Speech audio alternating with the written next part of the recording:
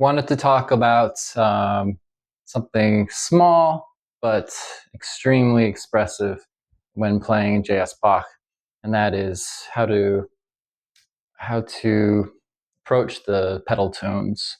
So I've talked about timing the pedal tones in another video, but all over my music I have a note from some lessons I had with Joey Corpus, who was in New York City for a good chunk of his life, and he was really the only person that I recall to say, "Hey Nate, I want you to really vibrate the pedal tones."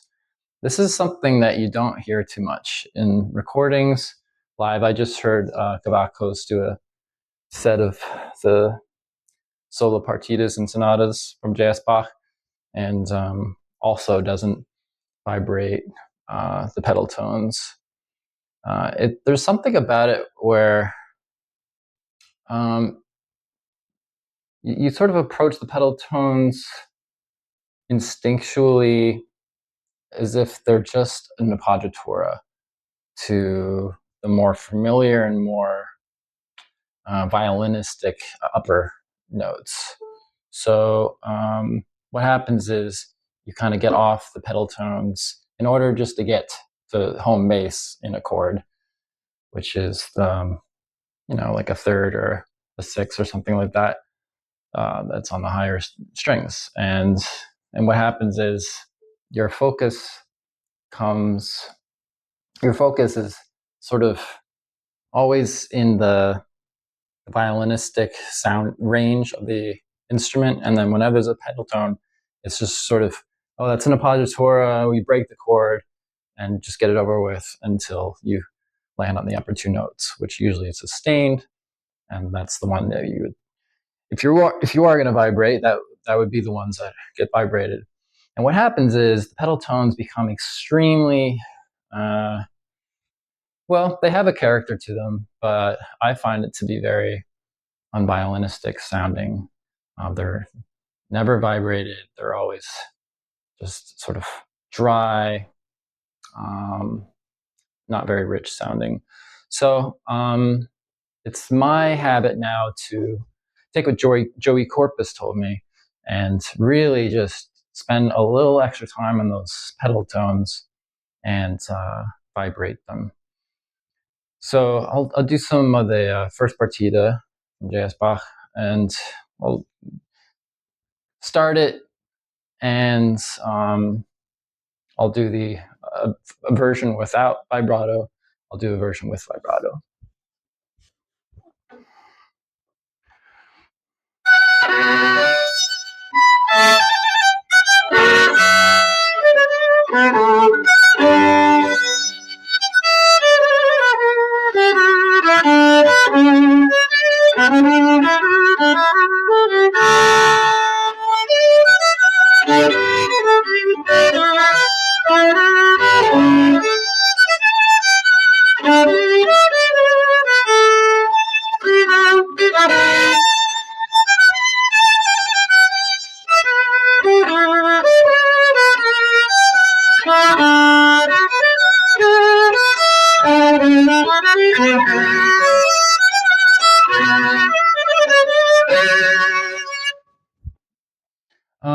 So that was a vibrato version.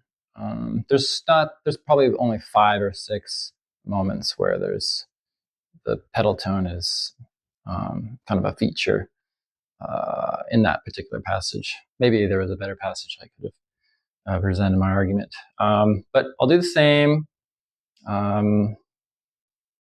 with sort of a fat, non-vibrato bass or pedal tones.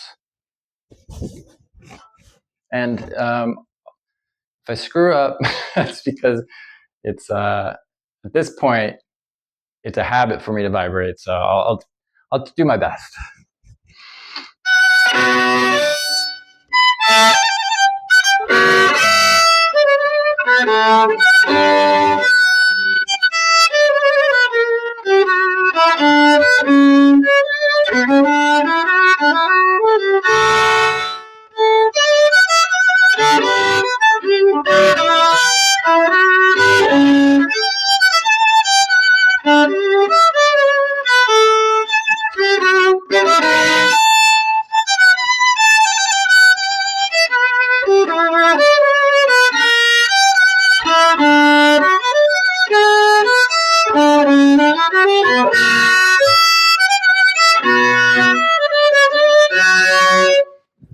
Yeah, it has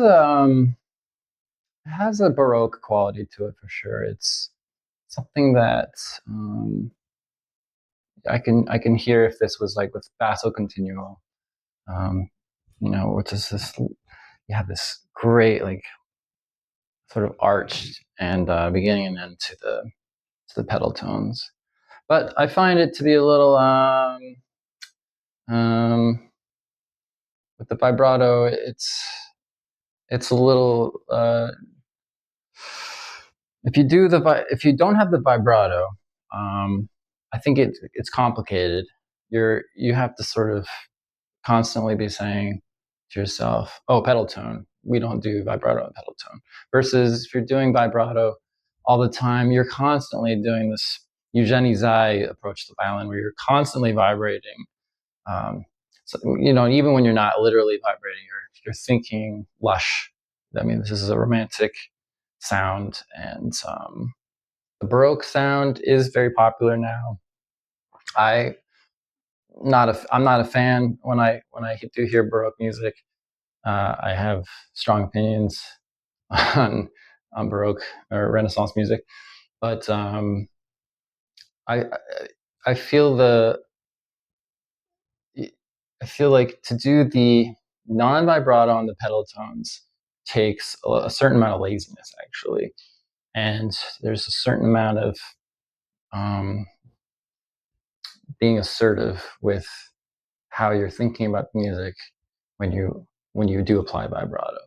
So let me do this part of the second half of this piece again with a little vibrato, and then one without.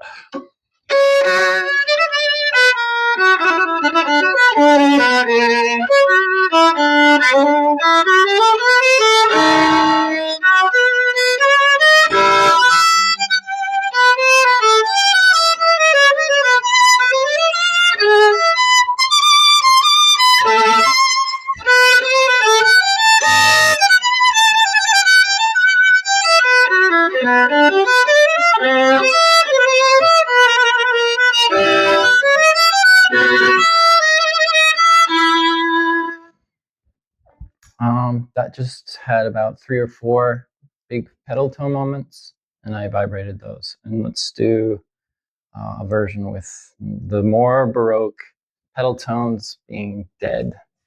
So not so senza vibrato.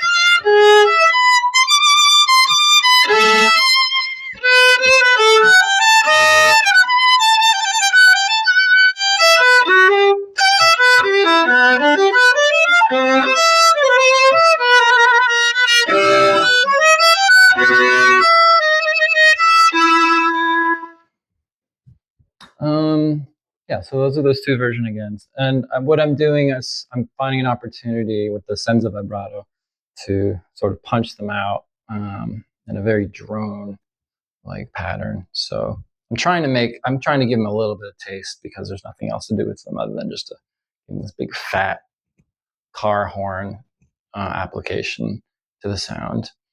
Yeah, so I do find it to be a little schizophrenic when the pedal tones are not vibrated and then you have the other parts vibrated. It just feels a little detached and a little split brained. So take that with a grain of salt, of course. I